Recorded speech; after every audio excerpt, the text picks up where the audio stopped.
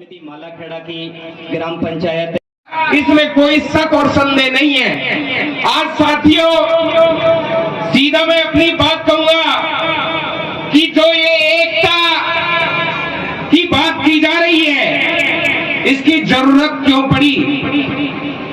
इसकी जरूरत इसलिए पड़ी कि अब हम मजबूर हैं, अब हम लाचार हैं, और जब हम एक थे तो हम मजबूत थे, हम शासक थे। लेकिन जब हम अलग अलग टुकड़ों में बट गए, जाति के नाम पर, छोटे छोटी उपजातियों के नाम पर, तो हम शासक से याचक बन गए।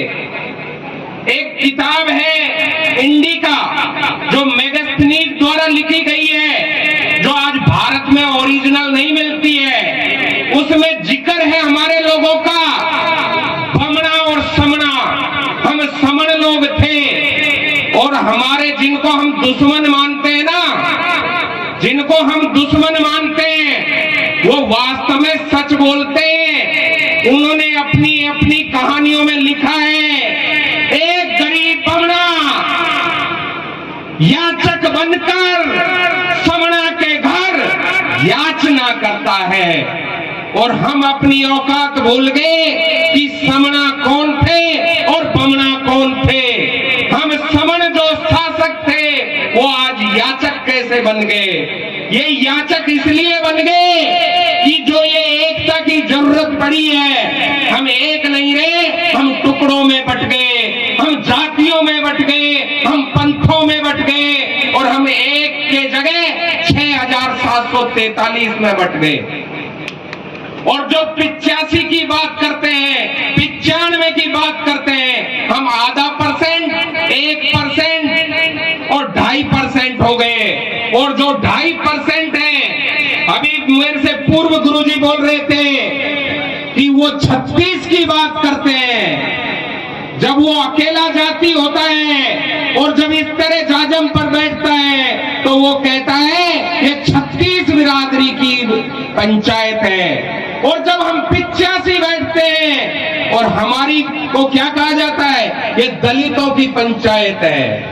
ये हमारे लिए बहुत दुख की बात है और बहुत सोचने की बात है। हम 85 की बात करना हमें शुरू करना पड़ेगा, हमको समण की बात करना शुरू करना पड़ेगा। क्योंकि अगर हम समण हैं तो इस देश के मूल निवासी हैं। ये डीएनए ने साबित कर दिया। नासा का जो डीएनए जांच हुआ, जिससे ये साबित हो गया कि यहाँ का एससी, एसटी, ओबीसी और अल्पसंख्यक इस भारत का मूल निवासी है और बाकी सब विदेशी है। जो इस देश पर सत्ता पर बैठा है वो विदेशी है, और जो इस देश का मूल निवासी है वो याचक बना हुआ है। और जब तक इस देश का मूल निवासी वापस सत्ता में नहीं आएगा, वापस शासक नहीं बनेगा, जब तक इस देश का भला नहीं होने वाला है।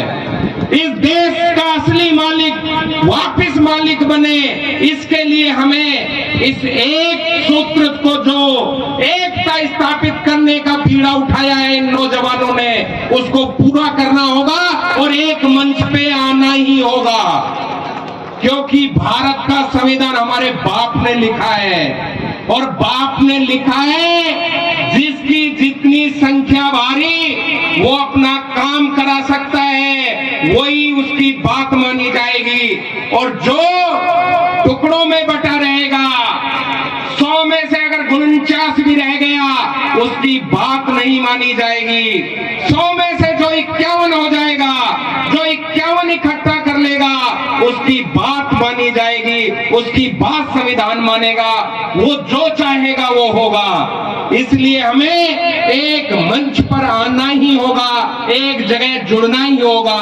और जब तक नहीं जुड़ेंगे, ये प्रकृति का नियम है, जो टुकड़ों में बटा होता है मारा जाता है, जो टुकड़ों में बटा होता है मारा जाता है। प्रकृति में देख लेना, टीवी पर जूलॉजी के जो सीरियल आते हैं उसमें देख लेना, जो बहुत बड़े बड़े जानवर हैं, चाहे भैंसे हैं, कुत्ते हैं, बकरी हैं, भेड़ हैं, जो झुंड में रहते हैं जीत जाते हैं। और जो झुंड से बिछुड़ जाता है, जो अकेला चला जाता है, वो मारा जाता है।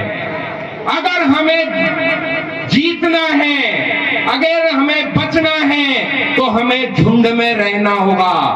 ये प्रकृति का नियम है। जो पेड़ झुंड में रहता है वो बच जाता है, और जो अकेला पेड़ खड़ा होता है ना जंगल में, सबसे पहले वही काटा जाता है।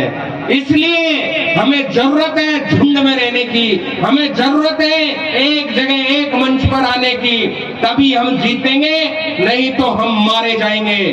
जो आरक्षण की बात करते हैं और जो बमन लोग हैं, वो ये अफवाह फैलाते हैं कि ये आरक्षण जो है इसके कारण योग्यता खत्म हो रही है, देश गड्ढे में जा रहा है। लेकिन उनको सोचना चाहिए कि ये आरक्षण इस देश में समानता लाने के लिए, बराबर प्रतिनिधित्व देने के लिए दिया गया।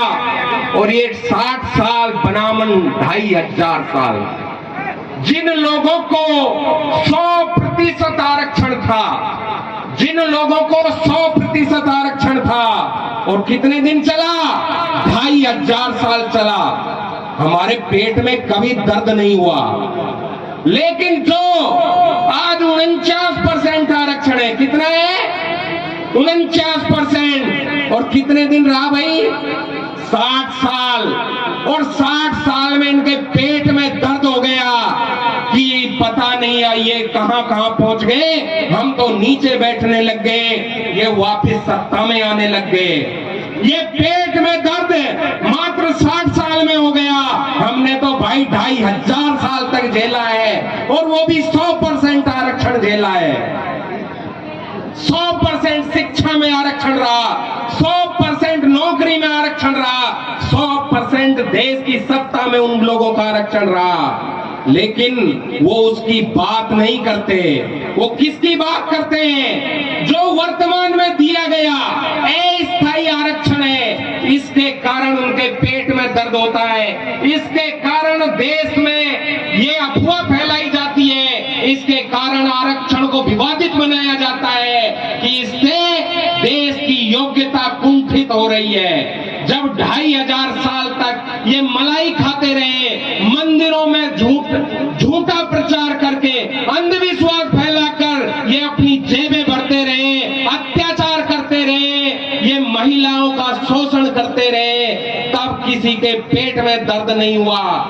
अगर हमें अपने हक और अधिकार लेना है, तो हमें वापस से जो हमारे महापुरुषों का आंदोलन है, जो हमारे महापुरुषों की बताई गई बात है, उसको मानना पड़ेगा। और एक मंच पर, एक स्थिति में आना होगा, चाहे वो एससी हो, चाहे एसटी हो, चाहे ओबीसी हो, चाहे अल्पसंख्यक हो, वो भारत का मूल निवासी है, और चाहे किसी भी जाति वर्ग की महिला हो। क्यों? जो विदेशी आए वो अपने साथ महिला नहीं लाए। महिला इस देश की मूल निवासी है, वो हमारी बहन है, बेटी है। इन सबको मिलकर के एक इनके अत्याचारों के खिलाफ आवाज उठानी होगी, क्योंकि इन्होंने अपने इतिहास में लिखा, अपने ग्रंथों में लिखा, और इनको नीचे दर्जे का बताया गया। इनको कभी बराबरी का अधिकार नहीं दिया गया। चाहे महिला बमना की हो, चाहे समना की हो, उसको इन्होंने नीच ही माना। इसलिए सबको समझना होगा, और हमारी ड्यूटी है सबको समझाना होगा। जय भीम, नमो बुद्धाय।